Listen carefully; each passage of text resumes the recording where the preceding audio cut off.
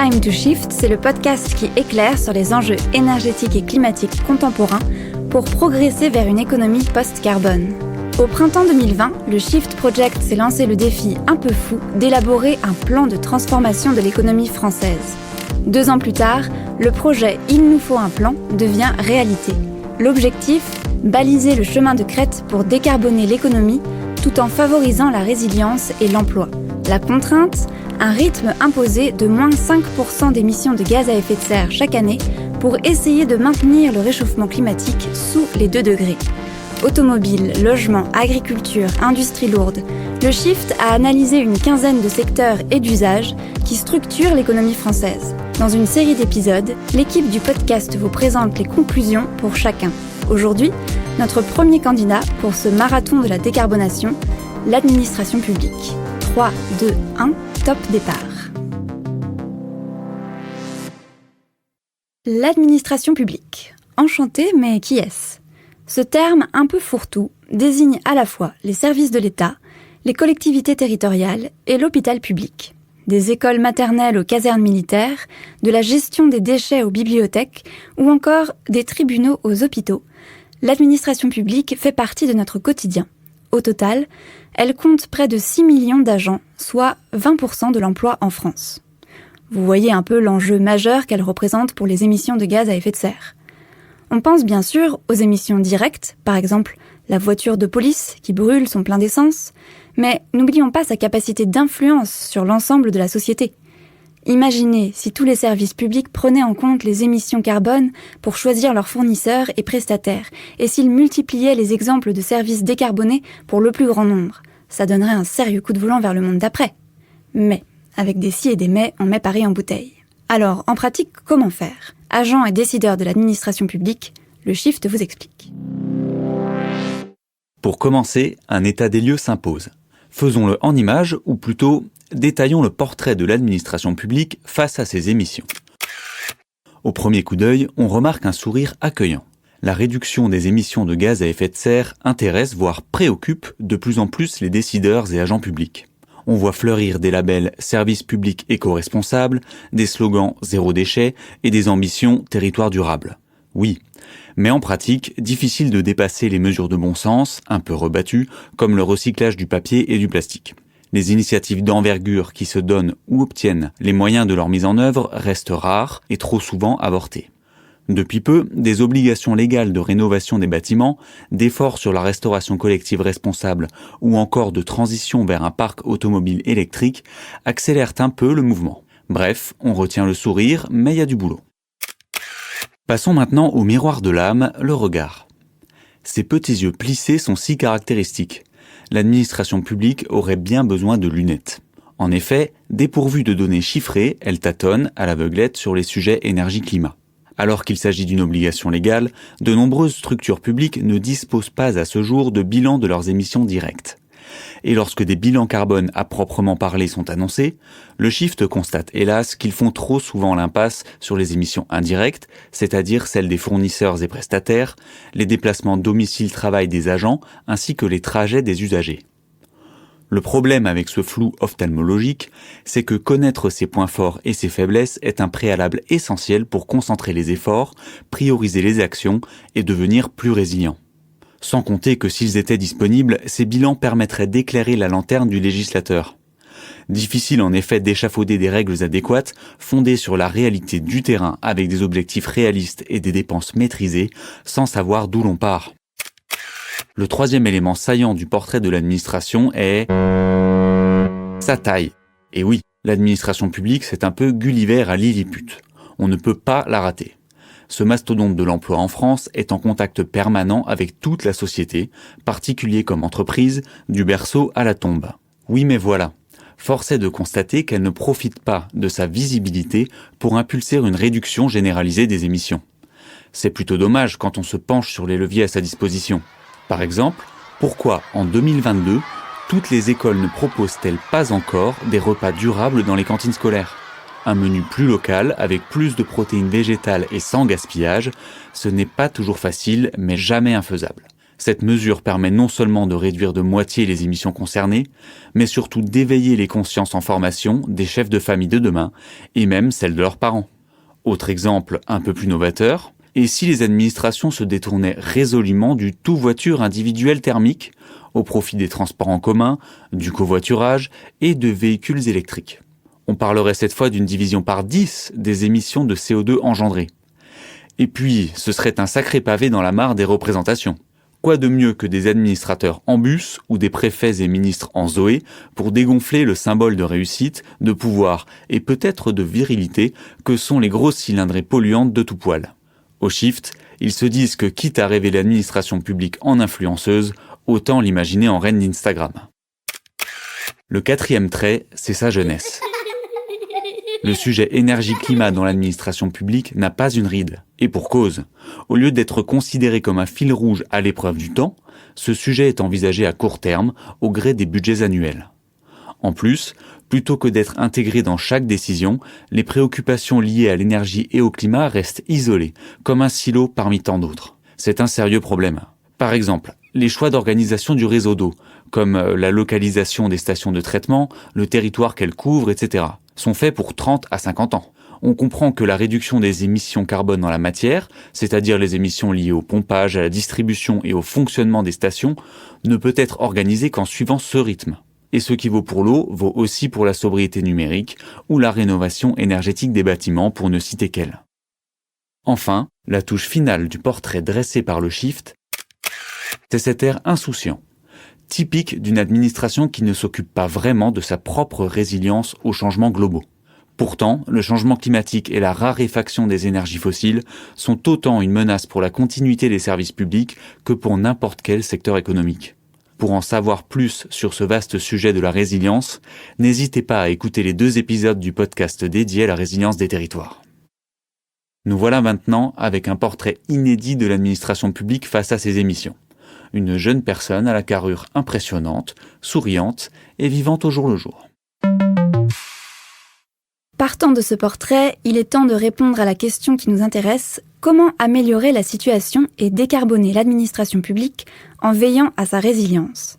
Comme toujours, dans le cadre du plan de transformation de l'économie française, après l'état des lieux, le Shift propose un mode d'emploi pour la décarbonation que tout décideur, agent public ou simple citoyen peut aller consulter en détail. Au-delà des leviers techniques pour réduire les émissions des déplacements professionnels, des bâtiments ou du numérique, le Shift met en avant plusieurs conditions de réussite ou principes d'action pour une vraie décarbonation. On vous les résume en 4 axes. En premier lieu, le Shift fait sien l'inusable précepte de Socrate « Connais-toi toi-même ». Il s'agit pour chaque structure de réaliser un bilan carbone et un diagnostic de résilience, à la fois comme état des lieux et pour tout projet de réorganisation. Des outils pratiques devraient aussi être créés pour établir et comparer l'empreinte carbone des principaux biens, services et travaux acquis via la commande publique. Ces données, ainsi que la documentation déjà disponible, pourraient être rassemblées dans un centre de ressources sur la décarbonation interne des administrations, clairement identifié par les agents et facilement accessible via une plateforme. Ensuite, il faut remettre la décarbonation en haut de la pile pour qu'elle devienne une priorité affichée et portée par les grands chefs, c'est-à-dire le gouvernement pour l'État, le maire pour la commune, etc. L'objectif est d'irriguer depuis le haut de la pyramide l'ensemble d'une administration. Concrètement, pour l'État, chaque ministère pourrait établir un plan climat, incluant la décarbonation et l'amélioration de la résilience des structures qui relèvent de sa compétence. Chaque ministre présenterait annuellement au Parlement ses avancées en la matière, suscitant une émulation au sein de l'administration publique et, qui sait, transformant ce sujet aujourd'hui confidentiel en véritable enjeu électoral. Le 3e axe, c'est une forme de climatisation financière. Au sein de chaque entité administrative, il s'agirait d'intégrer des objectifs et indicateurs carbone dans toutes les décisions et notamment dans les programmes budgétaires. Pour les collectivités, à partir d'un certain seuil, le Shift conseille même d'insérer une annexe budget vert qui passerait les dépenses au crible de leur impact sur l'environnement. Au-delà des incitations et indicateurs, le Shift suggère de conditionner certaines aides à l'investissement, par exemple pour les bâtiments publics, à la réalisation d'un bilan carbone, puis à terme, à l'atteinte d'objectifs vérifiables d'amélioration de ces bilans. Pour compléter ce volet financier, La création d'un fonds d'appui à la décarbonation de l'administration publique pourrait donner le petit coup de pouce pour enclencher les grands changements. C'est l'or, il est l'or, l'or de se réveiller, mon seigneur, il est 8h. Enfin, dans son 4e axe, le Shift change d'échelle pour s'intéresser aux agents publics. Il suggère d'intégrer les enjeux énergie-climat dans la formation initiale de chaque agent et de proposer des modules de formation continue obligatoires pour leurs évolutions de carrière. Car la décarbonation est l'affaire de tous, des services financiers aux ressources humaines, des équipes informatiques à la chaîne logistique, des acheteurs aux chefs cuisiniers, tous ont des leviers. Et n'importe quel agent public utilise un bâtiment, un ordinateur, se déplace, etc. Cet enjeu de formation ne connaît pas le plafond de verre. Au contraire même, les ministres, leurs cabinets et les nouveaux élus des exécutifs locaux devraient systématiquement suivre de tels modules. Pour véritablement intégrer le sujet carbone au quotidien, le Shift recommande de l'emmener jusque dans les objectifs des agents et d'en parler dans les instances du dialogue social. Et pourquoi pas d'en faire une nouvelle obligation dans le statut des fonctionnaires. Encourager et valoriser les initiatives, mettre la concertation et le dialogue social au cœur de la démarche sont des clés du succès de la décarbonation de l'administration publique. Le rapport est clair, il faut agir à tous les niveaux, de l'échelle gouvernementale à celle des agents, en passant par chaque structure de l'administration publique. Une fois que l'on sait quoi faire, reste à voir dans quel délai et dans quel ordre. Ça risque de vous surprendre, mais on fait tout ça, tout de suite et en même temps. Vous craignez un capharnaüm, un nouvel abysse de dépenses publiques ou le burn-out des agents ? Au contraire, ces mesures sont complémentaires. Comme beaucoup l'ont expérimenté pendant la crise sanitaire, limiter les déplacements va nécessairement de pair avec l'acquisition d'outils numériques performants, tout en veillant à ce qu'ils soient sobres et résilients. Point de vue financier, 2 conditions s'imposent. Inscrire les enjeux énergie-climat dans les outils de planification des investissements, immobilière, informatique, etc. et penser à long terme. Oui, certaines actions peuvent coûter plus cher aujourd'hui, comme acheter des petits véhicules électriques au lieu de véhicules thermiques, ou rénover les bâtiments pour diminuer leur consommation énergétique. Mais elles permettront de faire des économies demain. De manière générale, la sobriété, la réutilisation ou la réduction du gaspillage, en particulier à la cantine, permettent bien souvent de compenser le surcoût d'un achat décarboné. Enfin, côté ressources humaines, l'engorgement n'est pas à craindre. Le service informatique peut tout à fait avancer vers la sobriété numérique, alors qu'un plan de mobilité est lancé en parallèle. La charge de travail des agents ne s'en trouverait pas vraiment augmentée, mais simplement modifiée dans le contenu des missions. C'est l'articulation et la coordination entre les services concernés qui fera la force et la cohérence de ces mesures et leur donnera toute leur portée. Pour le Shift, en débutant dès maintenant et sur tous les volets en même temps, la décarbonation de l'administration publique pourrait commencer à porter ses fruits dans 5 ans et se déploierait progressivement jusqu'en 2050 pour les domaines les plus lourds en investissement, comme les bâtiments publics ou les infrastructures routières.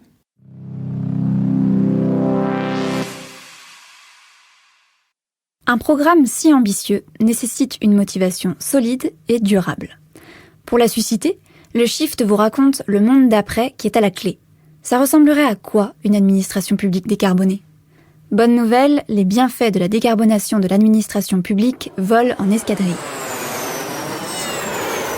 Tout d'abord, et comme l'aurait dit la Palisse, les émissions de gaz à effet de serre seraient significativement réduites. En matière de consommation énergétique des bâtiments, du parc automobile, des déplacements domicile-travail et de la restauration collective, la réduction pourrait être de l'ordre de 80% des émissions carbone d'ici à 2050. Ensuite, cette maîtrise des émissions irait de pair avec une maîtrise de la dépense publique, qui sur le long terme bénéficiera largement de leur sobriété accrue en énergie fossile. Côté emploi, la décarbonation serait plutôt neutre en termes de volume et positive sur la qualité. On aurait des agents mieux formés, mais aussi une revalorisation de l'image de toutes les fonctions support qui seront au cœur des actions à mettre en œuvre. Et pour réduire l'empreinte carbone de l'administration, nul besoin de réduire le nombre de fonctionnaires. Pas besoin non plus d'abandonner des missions parce qu'elles seraient trop émettrices. C'est plutôt une bonne nouvelle, non ? Parce qu'on va quand même avoir besoin de politiques publiques volontaristes pour décarboner l'économie et la société, et donc de fonctionnaires pour les mettre en place. Concernant la qualité de vie au travail, Le Shift parie sur son amélioration grâce au télétravail, mis à la portée de la plupart des agents avec de meilleurs outils numériques, et à des changements culturels vers davantage de concertation et de valorisation des initiatives individuelles. Émissions et emploi, ce sont les objectifs structurants du plan de transformation de l'économie française du Shift. Mais l'administration publique est vernie, la démarche de décarbonation pourrait lui apporter des bénéfices additionnels, de petits plus, pas petits du tout.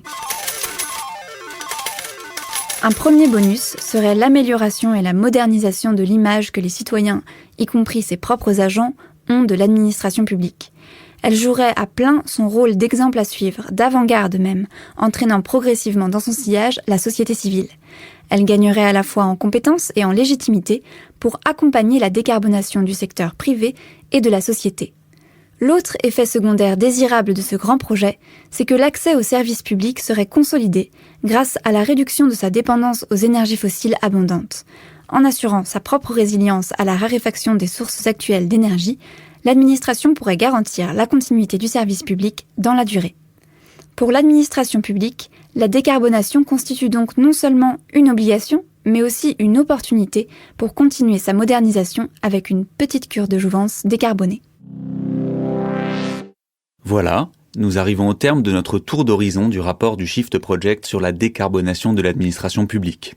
Avant de nous quitter, je vous propose de rencontrer Jean-Guillaume Bretenoux, chef de projet administration publique au Shift. Nous l'avons interrogé sur ce qui distingue l'administration publique des autres secteurs pour savoir si sa transition énergétique serait plus facile ou plus compliquée à mettre en œuvre. Alors, il y a évidemment des contraintes spécifiques à l'administration publique pour la transition bas carbone de ce secteur. La première, peut-être, c'est qu'il faut réussir à continuer à fonctionner pendant les travaux, si on peut dire. On peut pas vraiment fermer pour rénovation, puisqu'on a une mission de service public à assurer. Peut-être une autre contrainte, c'est le fait qu'on n'a pas exactement les mêmes leviers mobilisables que pour le secteur privé.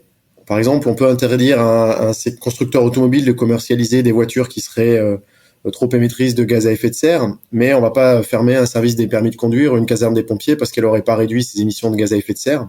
Donc, il faut forcément, là aussi, avoir des outils un peu différents. Mais il y a aussi des atouts. Par exemple, le fait qu'il existe souvent des procédures bien établies dans les administrations qui permettent d'enclencher des changements profonds. Il y a aussi une habitude de la modernisation, même si c'est pas forcément l'image que renvoie l'administration publique en général. Il y a eu des modifications très importantes dans les années passées, des façons de fonctionner, la numérisation, etc. Donc, il y a un certain savoir-faire pour transformer sa façon de travailler. Et puis, peut-être l'atout le plus important, et celui que moi je retiens et qui a beaucoup transparu lors des débats et de la construction du rapport, c'est le sens de l'intérêt général et la motivation de nombreux agents publics pour participer à la transition bas carbone et mener cette transformation. Nous lui avons également demandé à qui ce rapport long et détaillé, 380 pages, s'adressait en premier lieu. Ce rapport, il s'adresse en fait à tous les agents publics, tous ceux qui ont envie de savoir comment ils peuvent agir au quotidien dans leur administration pour changer les choses. Et c'est pour ça qu'il est très détaillé, parce qu'on essaie de s'adresser un peu à tous les profils de l'agent public. Mais il s'adresse aussi aux décideurs et aux décideurs politiques, ceux qui ont les leviers pour installer un cadre qui soit propice à la décarbonation. Et donc c'est aussi pour ça qu'il y a une synthèse qui résume un peu les grands principes d'action qu'il faudrait mener, ou les grandes recommandations et les principales propositions. On a aussi envie qu'il s'adresse un peu à tous les citoyens qui seraient intéressés pour comprendre comment fonctionne l'administration et ce qu'elle peut faire, comment elle peut évoluer, peut-être aussi pour qu'ils puissent eux-mêmes pousser leurs élus à agir en ce sens. Et peut-être, c'est vrai que le rapport est très long, mais ce que je voudrais dire, c'est que on l'a aussi conçu comme n'étant pas forcément à lire de la première à la dernière page dans l'ordre. Et nous espérons que cet épisode aura donné envie aux intéressés de dévorer le rapport sans attendre. C'est la fin du premier épisode dédié au plan de transformation de l'économie française. Pour aller plus loin et passer à l'action, rendez-vous sur le site internet du plan via le lien en description. Le podcast Time to Shift est réalisé par les Shifters, les bénévoles du Shift Project. Ce think tank dirigé par Mathieu Ozano et présidé par Jean-Marc Jancovici a un objectif, faire progresser le débat et les actions pour une économie post-carbone. Un monde libéré des énergies fossiles et préservé du changement climatique. À bientôt pour toujours plus de Shift.